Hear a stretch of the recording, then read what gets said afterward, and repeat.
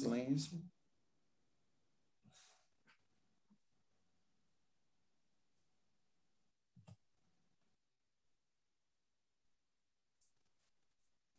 Olá, prezados alunos da Faculdade FAES, que é a Faculdade Espírito Santo, em Eunápolis. Sejam todos bem-vindos, vocês também que estão agora nos assistindo, nessa disciplina de Didática e Prática Pedagógica 2. O intuito deste dia é mostrar para vocês que estão em casa e também vocês que estão acompanhando o trabalho acadêmico desses fantásticos alunos, dentro de uma reflexão acerca das questões ligadas à educação e também à escola. Lembrando que a disciplina de Didática e Prática Pedagógica 2 é uma disciplina ministrada por mim, professor Márcio Jean, e neste dia, eu gostaria de convidar os meus alunos para participarem, trazendo para nós algumas informações importantes sobre essa prática.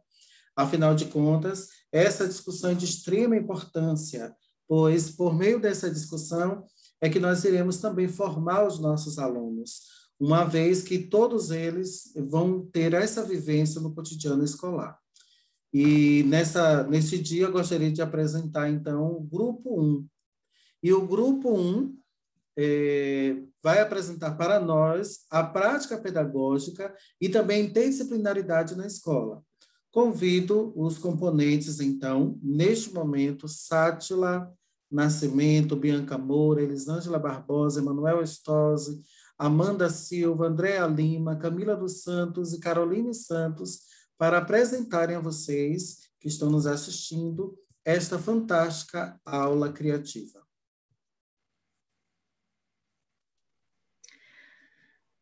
Boa noite. Nós vamos falar sobre a prática pedagógica e a interdisciplinaridade. Quando se fala em prática pedagógica, refere-se a algo além da prática didática, envolvendo as circunstâncias da formação.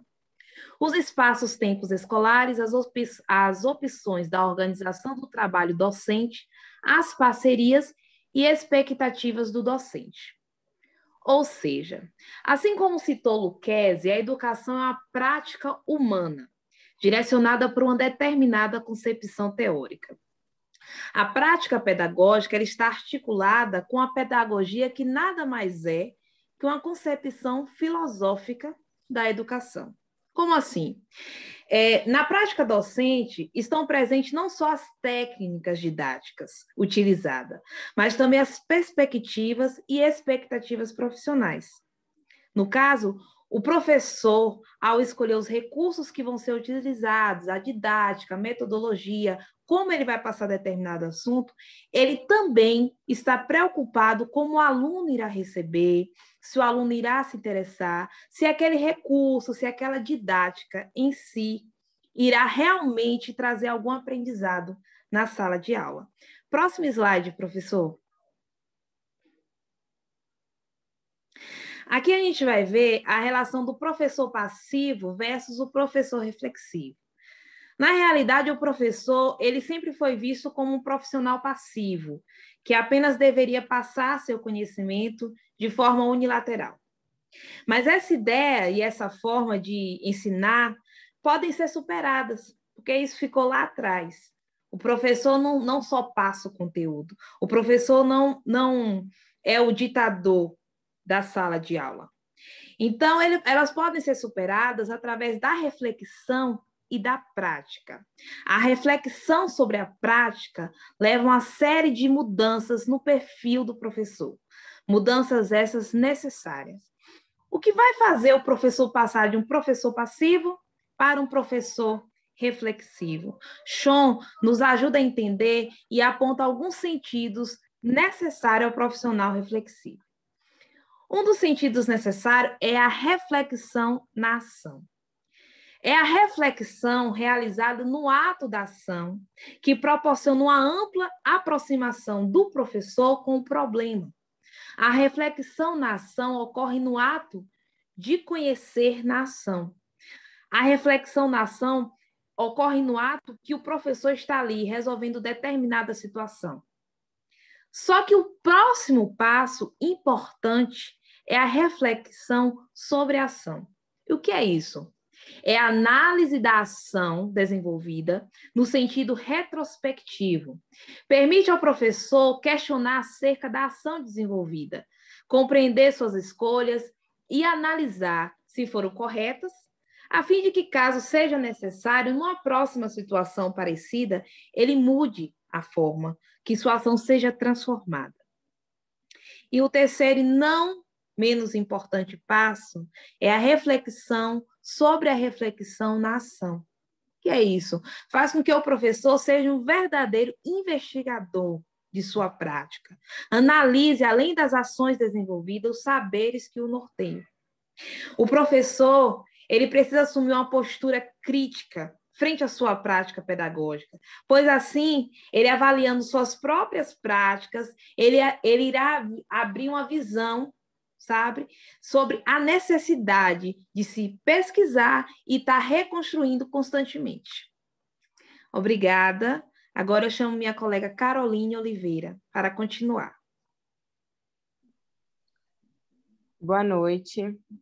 Eu vou estar falando um pouco sobre o conceito da prática pedagógica, né? O conceito da prática pedagógica, ele é formado por diversas características.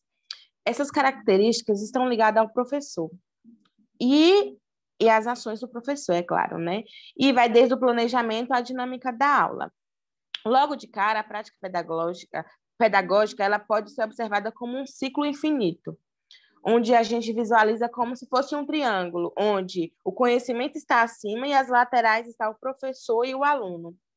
A partir daí, podemos destrinchar toda essa prática com as suas características. Características essas que o professor ele vai adquirir com o processo de conhecimento e de busca para poder passar para o seu aluno, né? Então, assim, o professor que ele busca esse conhecimento, ele se torna um professor autônomo e capacitado a desenvolver várias técnicas para aplicar na sua prática pedagógica em sala de aula. O professor, quando está pondo em prática a sua prática pedagógica, ele tem vários fatores envolvidos, né? Como a dinâmica, o planejamento, a perspectiva, a organização, informação, a técnica que ele vai utilizar para aplicar toda essa estrutura na aula dele e muitas outras coisas que a gente nem pode imaginar. A gente observa, fala assim, é só montar a aula, chegar lá, deu a aula e pronto. Não, a gente tem que ter toda uma criação, todo um planejamento, toda uma técnica a ser utilizada, vai depender da sua turma, da sua classe, de diversas maneiras você vai ter que atingir o seu sucesso dentro da sua sala de aula, né? E atingir o seu aluno. Além disso, a gente pode observar que um professor que ele faz o bom uso da prática pedagógica dele, ele busca compreender e ser compreendido. Ele compreende o seu aluno. A partir do momento que o professor ele passa um conteúdo, ele tem uma prática pedagógica e ele tem aquele conteúdo a se passar para o aluno, e cada aluno é um aluno, nem todo aluno entende da mesma maneira.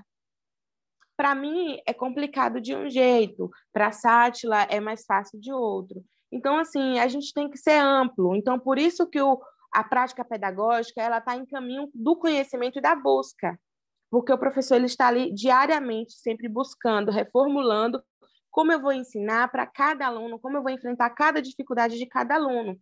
Aí o professor ele entra com a reflexão dele, ele vai refletir se daquela maneira o professor ele está conseguindo transmitir o necessário e se o aluno está compreendendo o necessário de fato para poder ter a conclusão e o entendimento da nossa aula. Um exemplo, eu tenho 2 alunos, Caroline e Sátila, a gente está em aula de matemática e o professor pede para a gente contar até 20. Sátila consegue contar até 20 normalmente, já Caroline não. Então, eu vou procurar uma prática que ajude ela a desenvolver a atividade para resolver aquele problema que eu disciplinei para ela fazer. A Carol gosta de laços. Vamos contar os laços, Caroline? Caroline vai contar os laços, mas no final da aula ela vai chegar à mesma reflexão e o mesmo conteúdo que Sátila chegou. Ela vai conseguir desenvolver e o professor vai pôr em prática não só uma prática, 2 práticas. E vai ser assim sucessivamente com todos os alunos, e a dinâmica vai fluindo e o aluno vai adquirindo conhecimento, e assim sucessivamente. Eu vou estar chamando agora Camila, e pode passar o slide. Obrigado.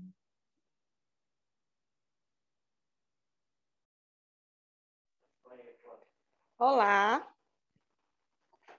boa noite.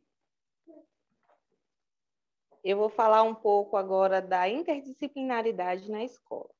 Primeiro, vamos entender um pouquinho o que é interdisciplinar. É um adjetivo que qualifica o que é comum a duas ou mais disciplinas, ou seja, é um processo de ligação entre as disciplinas. Para a gente entender a interdisciplinaridade, primeiro a gente tem que relembrar aqui, refletir o que era o ensino, de como esse ensino chegava nos alunos. A gente sabe que a gente tem um ensino muito fragmentado. O que é isso? Aquele ensino que é dado conchinhas de retalhos. O ensino por disciplinas, ele é desse modelo, né? Cada disciplina, tem o seu ponto e nenhuma delas se interliga. Então, para falar a interdisciplinaridade, é o quê? A ligação entre essas matérias.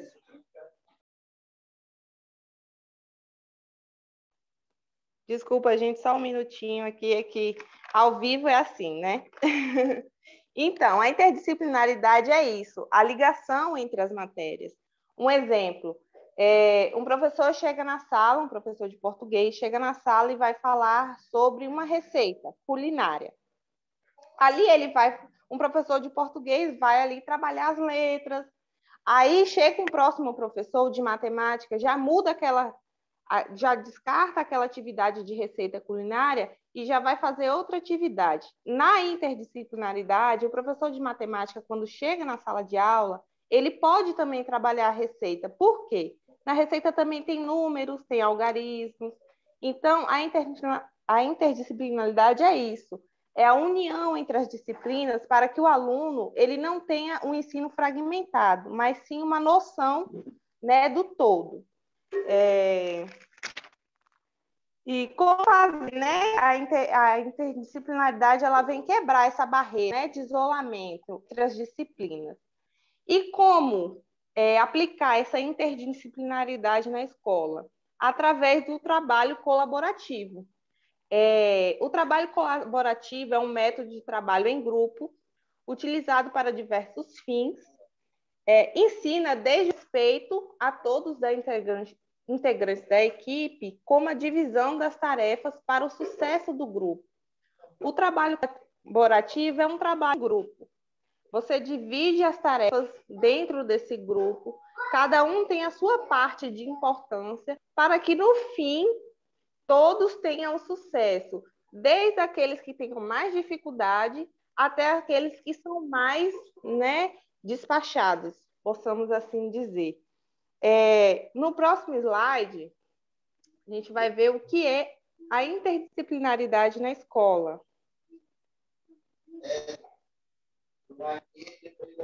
Significa a interação e engajamento de educadores num trabalho conjunto. A interdisciplinaridade na escola significa possibilidade de comunicação e diálogo.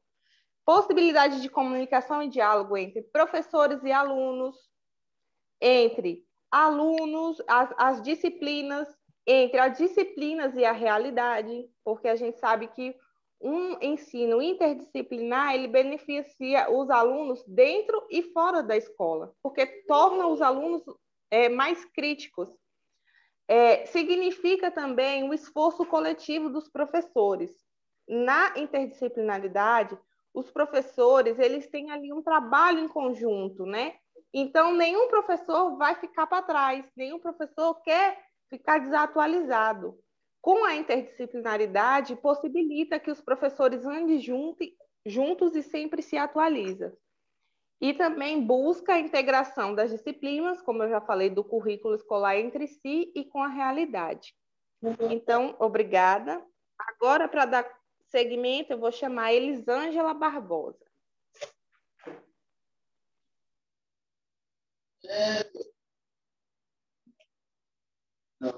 Bom, eu vou apresentar os objetivos da prática pedagógica interdisciplinar. Então, nós separamos 5 que são os principais, que levam o professor a busca e melhoria de qualidade de ensino. Então, primeiro, proporcionar ao aluno um desenvolvimento mais global, né? Então, nesse momento que ele proporciona para o aluno um aprendizado mais global, que ele pode aprender culturas, aprender sobre outros lugares, não apenas aquela comunidade em que ele vive. Segundo, articular conhecimento com criatividade e competências práticas. Através do trabalho prático,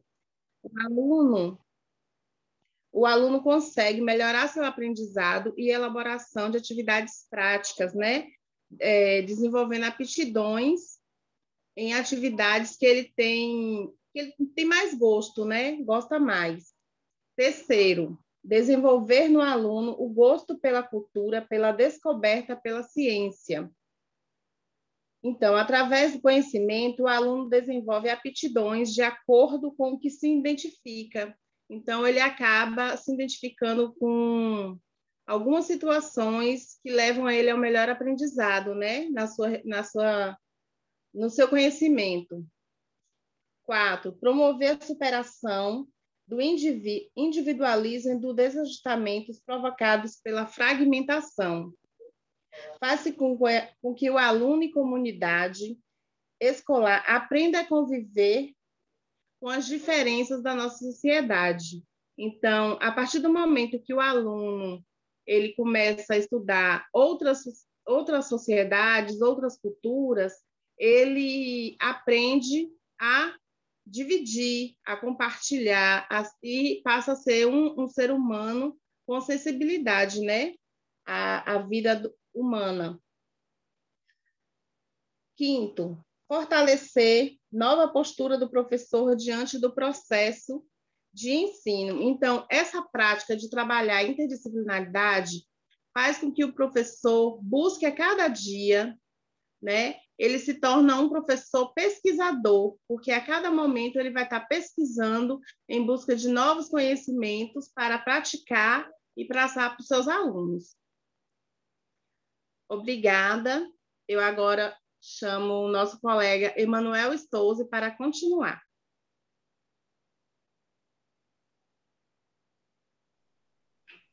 Muito obrigado, Elisângela. Professor, pode passar o slide. Bom, gente, diante de tudo que nós estudamos até aqui, nós aprendemos e percebemos que toda a ação do professor dentro da sala de aula deve ser planejada e intencional. Você não tem outra alternativa. O professor não pode ir para a sala de aula sem essa premissa, de que ele tem que estar preparado e toda a ação dele ali tem que ser intencional. Diante disso, nós entramos no currículo escolar, né? Que é justamente o que o nosso professor, ele entra na sala de aula justamente com esse currículo escolar. Bom, então, o que seria o currículo escolar? De forma geral, o currículo compreende-se como um modo de seleção da cultura produzida pela sociedade para a formação dos alunos e tudo o que se espera que seja aprendido e ensinado na escola.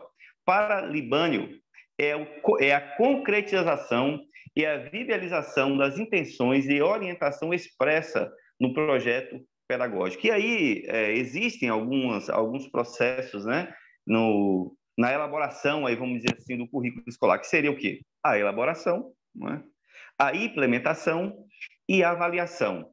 E esse currículo escolar existem, na verdade, 3 tipos, né? São 3 tipos de currículo escolar. Quais seriam eles? Currículo formal, currículo real e currículo oculto. Rapidamente aqui, deixa eu falar para vocês rapidamente sobre cada um deles. O que seria o currículo formal? É aquele currículo que vem pronto, anotado, planejado, que chega de forma que seja de apostila, de livros para o professor, é o que é planejado ali. O que é o currículo real? É o que é apresentado na sala de aula, o professor dando aula, ensinando, explicando. Esse é o currículo real, o que acontece realmente, é o que acontece ali de fato, é o currículo real. O que seria o currículo oculto?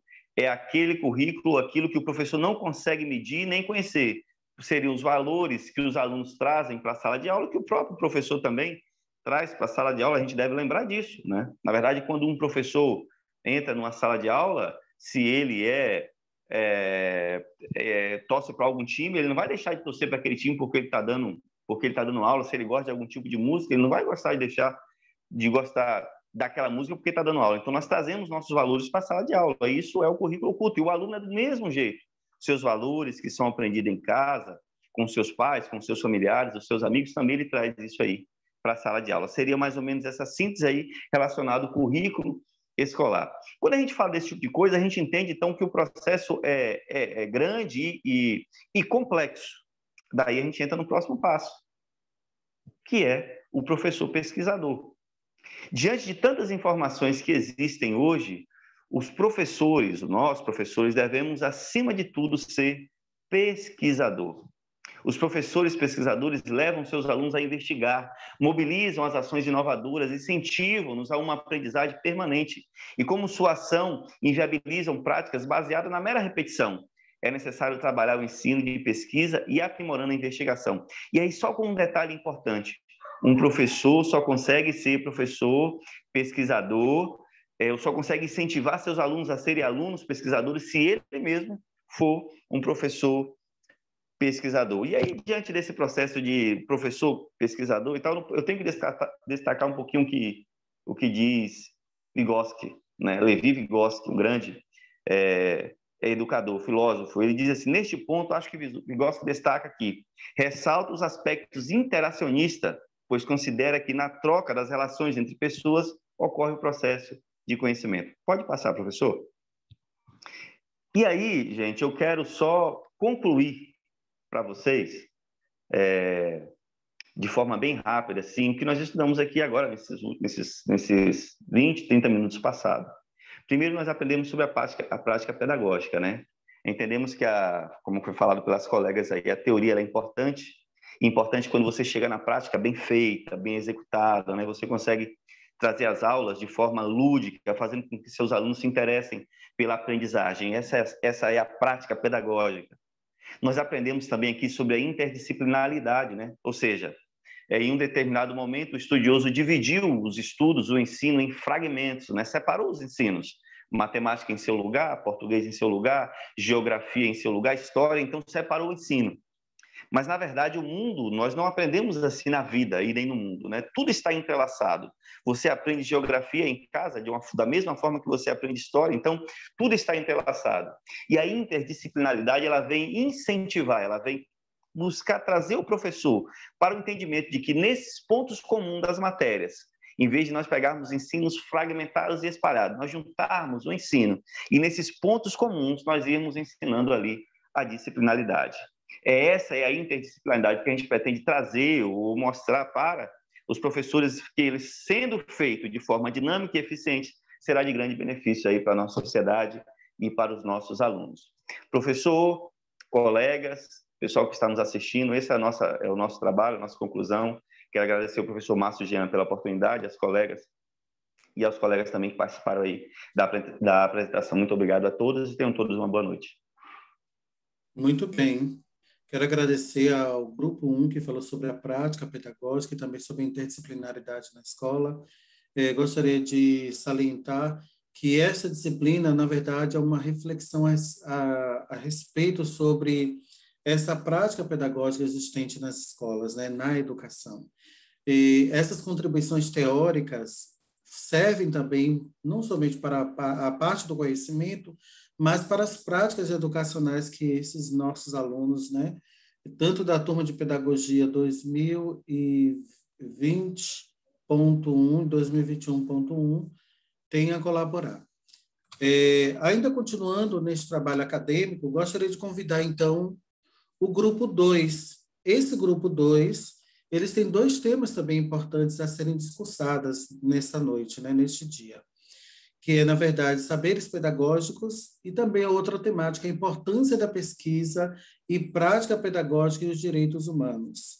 Então, gostaria de convidar os alunos brilhantes como Esmeralda, Joyce, Larissa, Leila Araújo, Celine Paula, Cláudio Alves, Cristiele Araújo e Ivone de Jesus, né?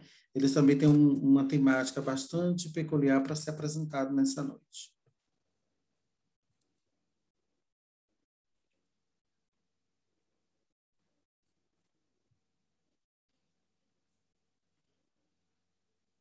Enquanto está tendo os ajustes, né, sobre o próximo slide, gostaríamos de salientar também para você que está nos assistindo que esta ação educativa, essa ação acadêmica, é, na verdade, promovida pela Faculdade FAES, que é a Faculdade Espírito Santo, com sede em Eunápolis, Bahia.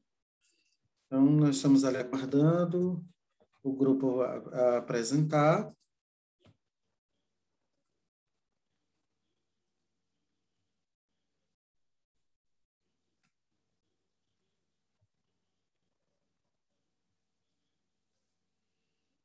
Enquanto o grupo está abrindo os slides, essa é a turma de pedagogia de 2020.1 e a turma de pedagogia 2021.1, né?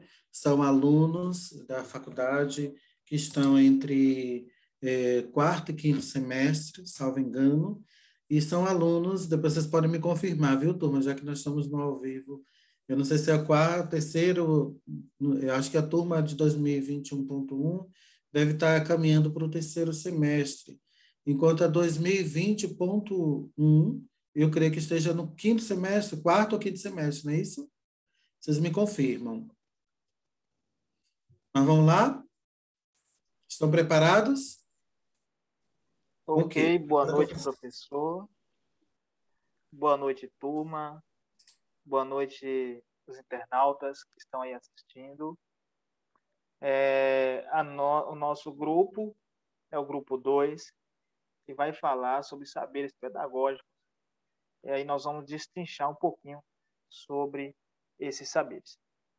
Sem dúvida alguma, a pergunta sobre saberes necessários à atuação do professor exige um olhar sobre o processo de formação de professores.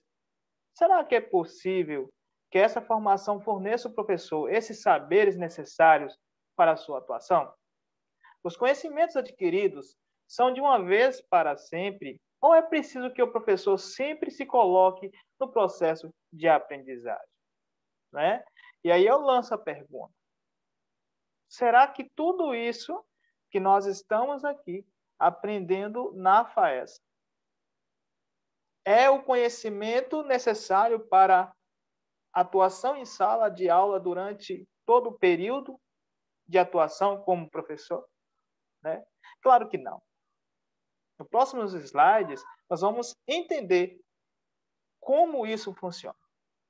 Pode passar, por favor. No século XVIII, João Amós Comênio, em 1592 a 1670, o maior educador e pedagogo, usou o lema educar tudo a todos. Sem dúvida alguma, esse lema pode ser considerado o ponto de partida para a emergência de uma formação docente sistematizada. Mesmo assim, só após a Revolução Francesa de 89 a 99, aumentou a demanda para a institucionalização da formação de educadores, que desencadeou o processo de criação das escolas normais. Pode passar, Cris.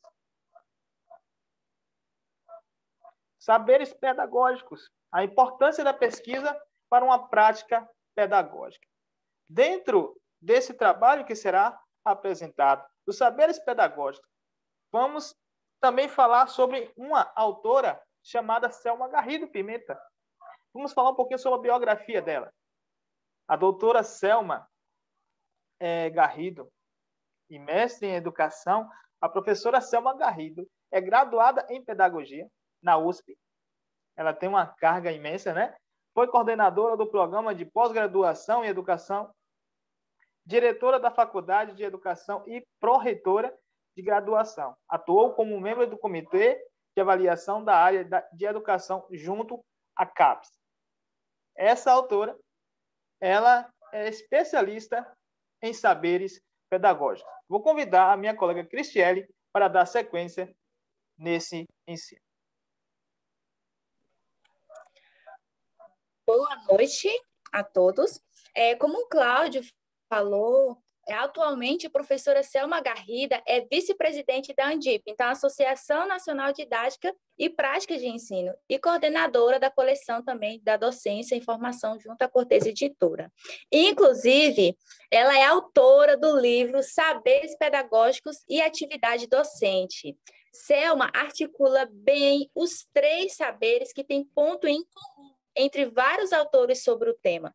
Segundo Selma, a identidade do professor se baseia na articulação entre os saberes das áreas específicas, conhecimento, com os saberes pedagógicos e saberes de experiências. E é a ligação desses 3 saberes que torna mais fácil a atuação do professor, sendo necessário para o seu desenvolvimento.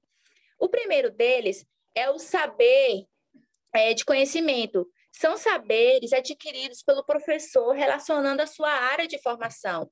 Por exemplo, aquilo que você aprendeu no ensino fundamental, médio, faculdade, e assim sucessivamente vai passando para os seus alunos. Ah, Cristiele, mas o saber de conhecimento não é o suficiente para o processo de ensino?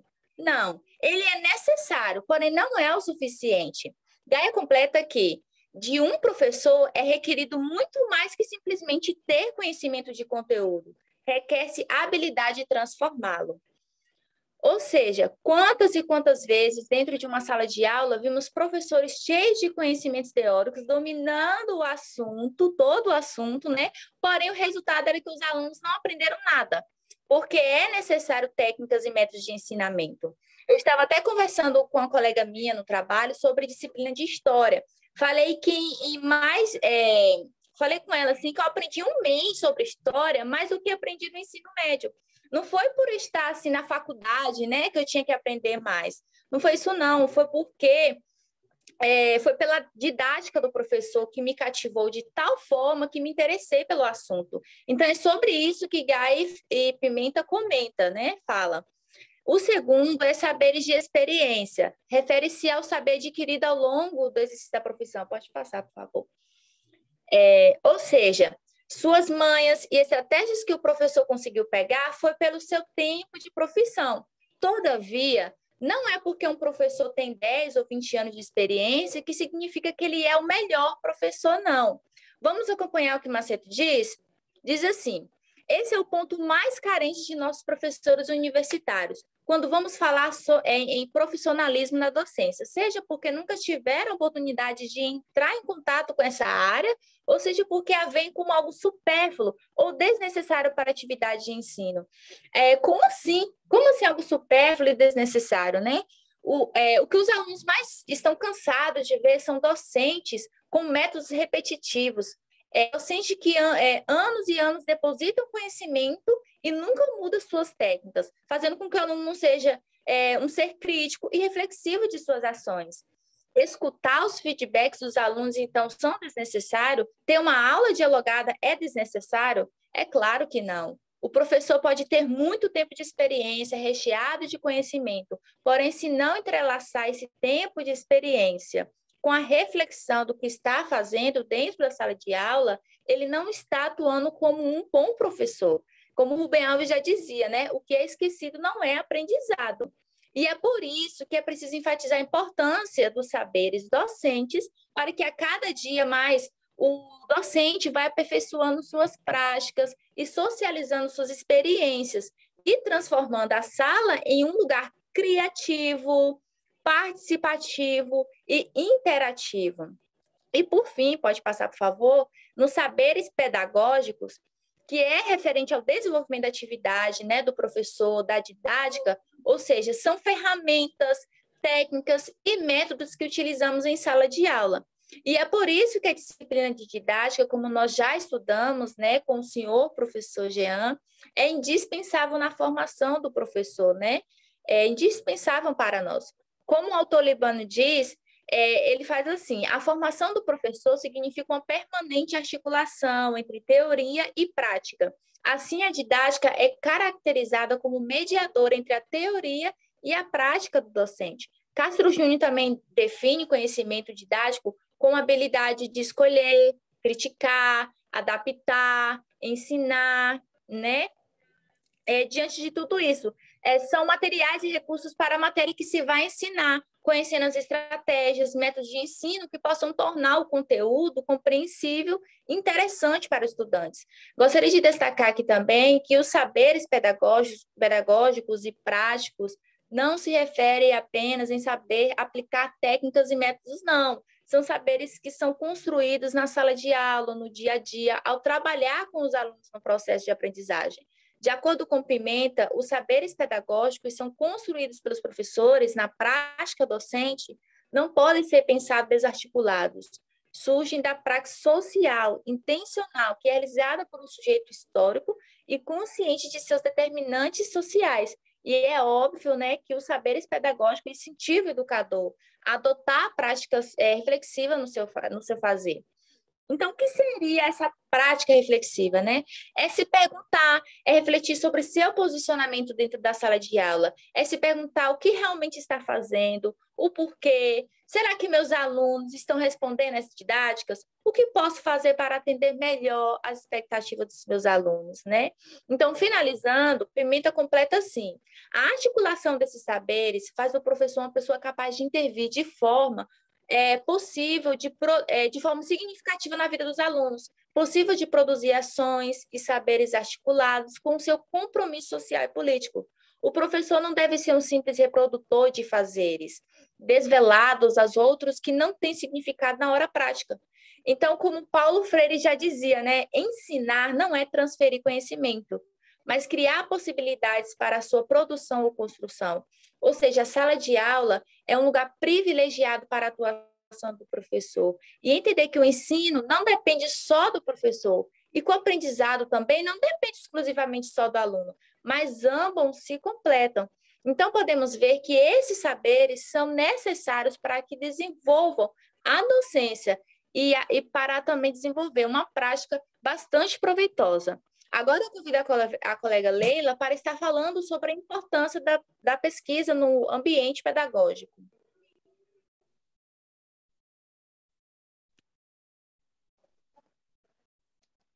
Boa noite. Dando continuidade, dentre os saberes pedagógicos, há um questionamento também sobre o que é prática pedagógica. O que é prática pedagógica? É uma dimensão da prática social, uma prática social orientada por objetivos, finalidades e conhecimentos, inserido no contexto da sociedade. É comum considerar apenas como prática pedagógica o conteúdo didático, o roteiro didático de apresentação de aula. Porém, uma aula ou um encontro educativo se torna uma prática pedagógica quando se organiza em torno de uma intencionalidade, a partir do momento que tenha uma intenção. É assegurar que a intencionalidade proposta esteja disponível para todos.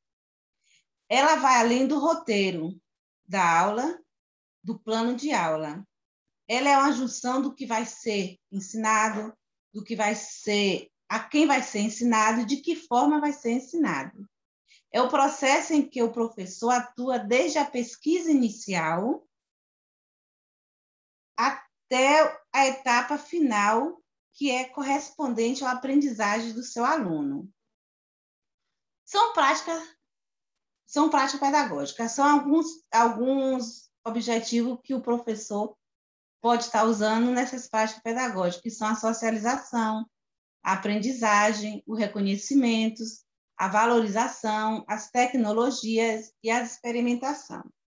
Na socialização, o professor ele pode estar estimulando atividades que venham a propor e valorizar atividades educativas que geram intenções e colaborações dos seus alunos. Na aprendizagem, ele estimula a aprendizagem entre pares, entre grupos, fazendo atividades que vão envolver os alunos entre si e fazendo com que eles próprios ensinem algo uns aos outros. No reconhecimento, reconhecer e celebrar as boas atitudes, as boas conquistas de seus alunos.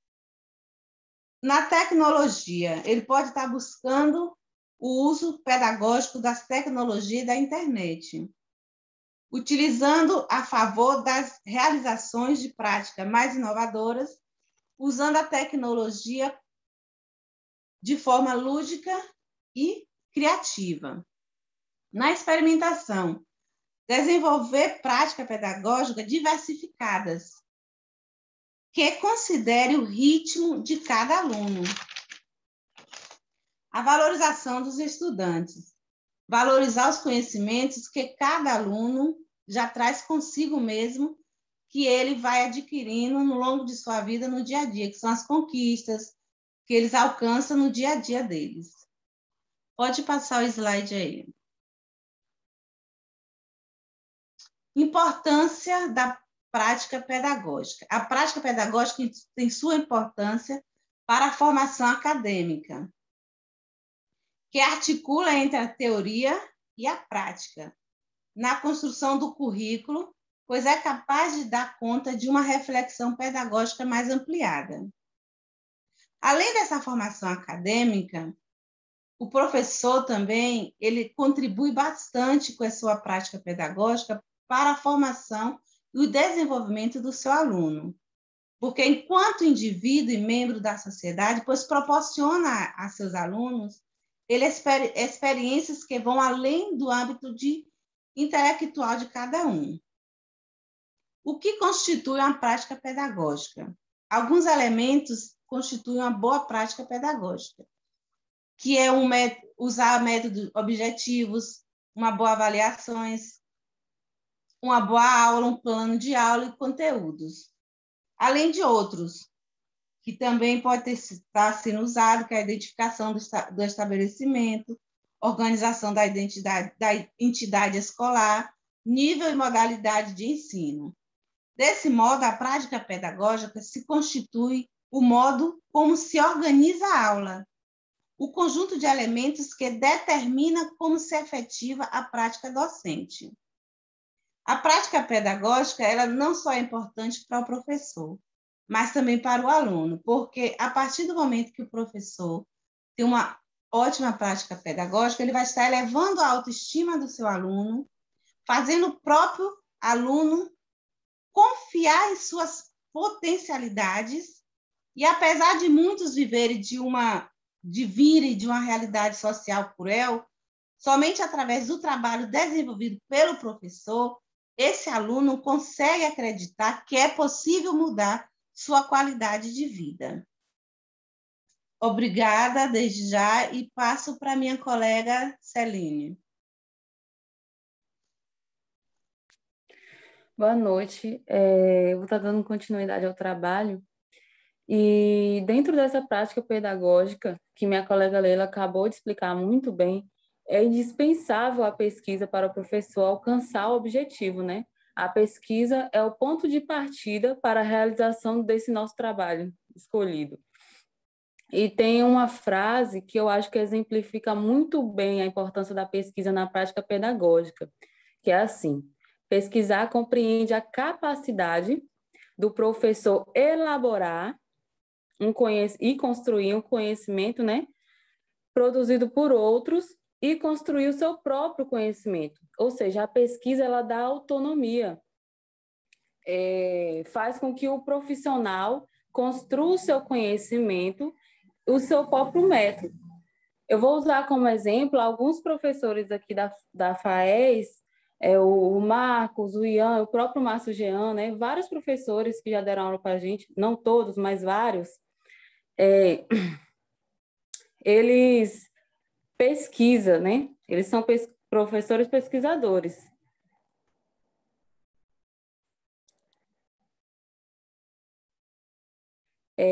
São professores que fizeram pesquisas e, com isso, construíram sua prática pedagógica, né? Eles têm um conhecimento científico, mas construíram sua prática, a sua própria personalidade, né? Não são meros transmissores de conhecimento, mas sim facilitadores do nosso processo de aprendizado, né? Da nossa construção, do nosso conhecimento, nos levando a pesquisar e a refletir em momentos como esse aqui, por exemplo. A pesquisa vista como instrumento de reflexão e crítica tem uma relação direta com a prática pedagógica dos professores. E isso significa que o professor, através da pesquisa, adota uma atitude reflexiva e crítica sobre a prática pedagógica, né? Essa reflexão deve estar presente antes, durante e depois de uma prática pedagógica de qualidade. Essa pesquisa é importante para uma prática educativa de qualidade por diversos motivos, né?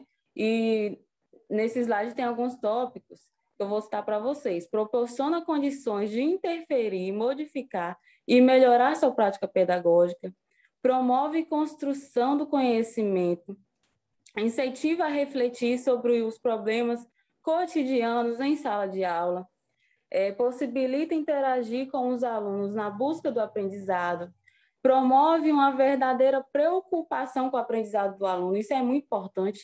Um professor pesquisador, ele se preocupa com o processo de aprendizado do aluno. O saber docente é constituído dos saberes de diferentes fontes, denominados de os saberes da disciplina, os saberes curriculares, né? O saber profissional, que é aquele que compreende das ciências, da educação e da pedagogia. E tem os saberes da experiência, que minha colega Cristiele já explicou para vocês a diferença. Porém, infelizmente, nos currículos escolares, é separado a ciência da prática, né? Não deixando espaço para reflexão. E nós já estudamos sobre diversos autores aqui que nos deram essa base sobre esse assunto, Marilena de Chauí, Rubem Alves, Paulo Freire, Bell Hooks, enfim, que são autores que defendem uma educação transformadora e crítica. Então, nós já sabemos quem são os beneficiados de uma educação que não leva à reflexão.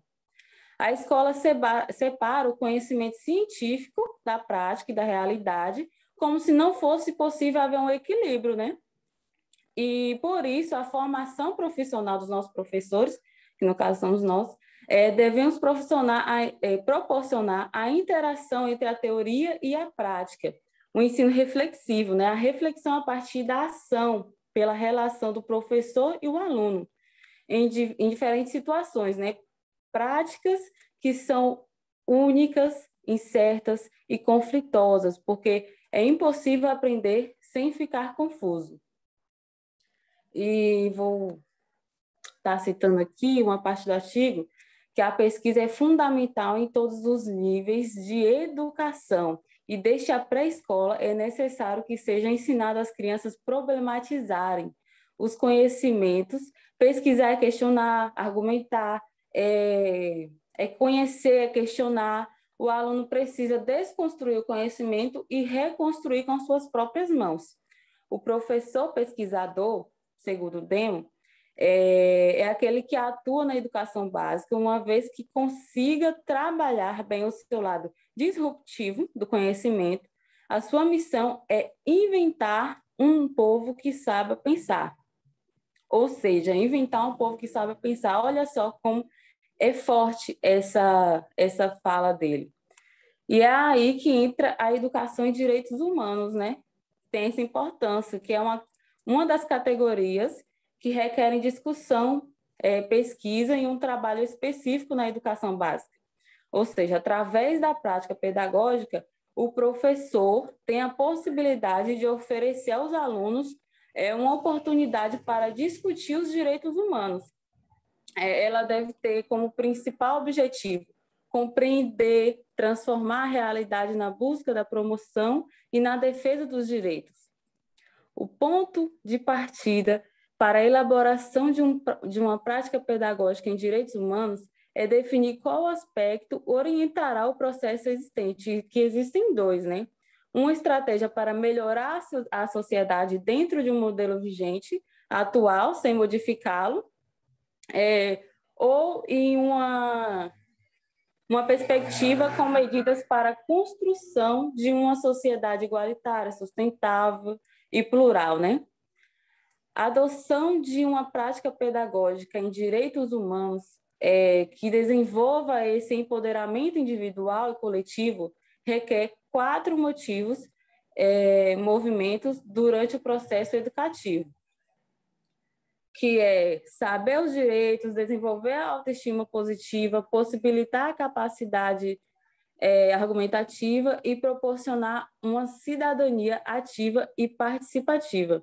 E, para finalizar, eu considero a pesquisa para um professor e até para os alunos, vou comparar com a autoatualização, que alguns de nós já estudamos com Bell Hooks muito, e a gente repetia muito essa fala, autoatualização, mas é o ápice, sabe? É não se acomodar tanto quanto o professor e tanto quanto os alunos. É sempre pesquisar e se atualizar.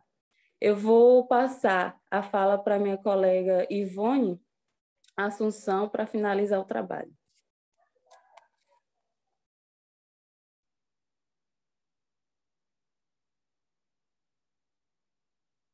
Boa noite, turma. Boa noite, colegas. Eu queria te contar da escola que eu sonhei, dos momentos que eu vivi e momentos alegres que ali passei.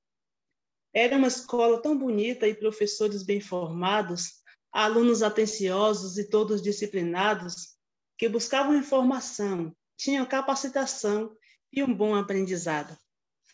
Nessa escola não faltava amor e educação. Professores, pedagogos que nos tratavam como irmãos. E suas práticas pedagógicas mais pareciam ensinação. Com as escolas prazerosas, professores a atuar, todos muito atenciosos para a aula começar, sabendo que o professor tinha hora para terminar.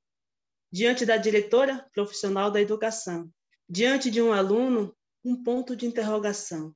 Diante de uma pesquisa, um trabalho, informação.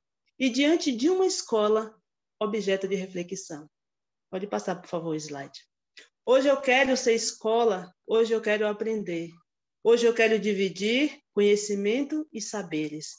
O meu sonho é transformar a forma de educar com mais direitos e deveres. A prática do professor vem primeiro do amor, amor pela profissão na qual ele se dedicou, pois ele sabe que não é fácil ser um ser transformador. É assim que vejo a escola na qual desejo ensinar, contribuir com o ensino e o estágio curricular, desenvolver um bom trabalho com desafios e possibilidade para meu aluno alcançar. Alcançar conhecimento com muita dedicação, saber que ele aprendeu o valor da educação. Para nós será um presente dado ao nosso coração. Repito, hoje eu quero ser escola, hoje eu quero aprender. Hoje eu quero dividir conhecimento e saber, porque o meu sonho é transformar a escola, a forma de educar, com mais direitos e saberes. E assim nós encerramos nossa apresentação, né? Deixando assim um ponto de reflexão, né? E a certeza de que os conteúdos que aqui foram apresentados, né, vão fazer com que cada um de nós, como futuros professores, né, reflita sobre a importância da prática pedagógica e da pesquisa e sobre o trabalho com direitos humanos. E a gente entende que a pesquisa é fundamental, tanto para quem ensina, mas também para quem aprende. Ela é um recurso pedagógico que deve estar inserido no cotidiano da escola de forma efetiva. E também, assim, trabalhar os direitos humanos deve ser uma prática inserida no projeto político-pedagógico de todas as escolas. E uma vez está incluído no currículo, no entanto, o trabalho prático não pode esquecer de envolver a comunidade escolar como um todo, para também poder adquirir novos conhecimentos juntamente com os alunos e os professores. Então, eu deixo aqui o meu boa noite, né?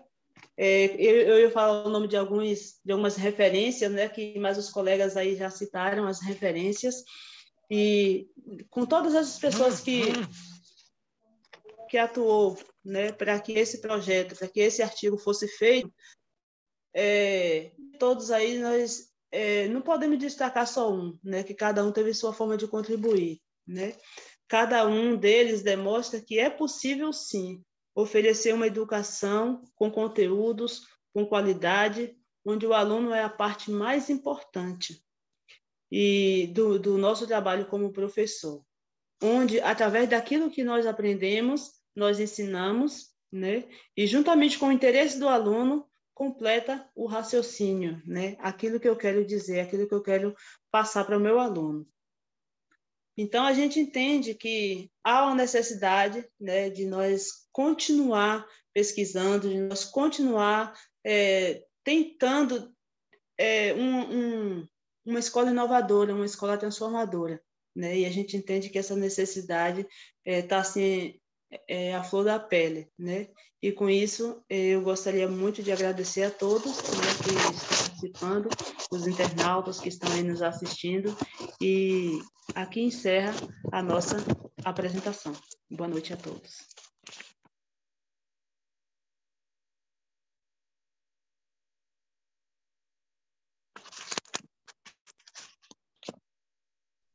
Muito bem.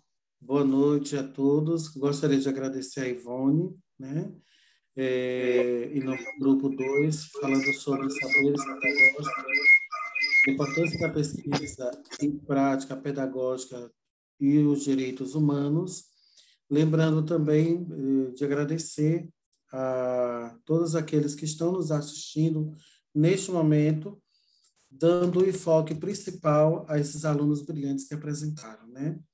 Nós sabemos que a importância da preparação comportamental para a inserção do aluno no mercado de trabalho é de grande valia e é determinante também na vida daqueles que querem ser inseridos no mercado de trabalho e aqueles também que já estão neste mercado de trabalho. E a FAES não poderia fazer diferente, né? E é por isso que eu quero agradecer ao grupo 1, ao grupo 2, e finalizar com uma frase de Albert Einstein, que vai servir para toda a nossa vida. Educar verdadeiramente não é ensinar fatos novos ou enumerar fórmulas prontas, mas sim preparar a mente para pensar, né? Que todos nós possamos nessa noite, neste dia, lembrar que nós que precisamos estarmos preparados, precisamos estar preparados para pensar, né? E com essas palavras de Albert Einstein, eu quero agradecer a todos vocês, a estes alunos fantásticos, sensacionais que apresentaram 4 temáticas importantes para você que está em casa, em qualquer lugar nos assistindo. A FAES agradece pela apreciação deste vídeo. Muito obrigado a todos e até lá. Tchau, tchau.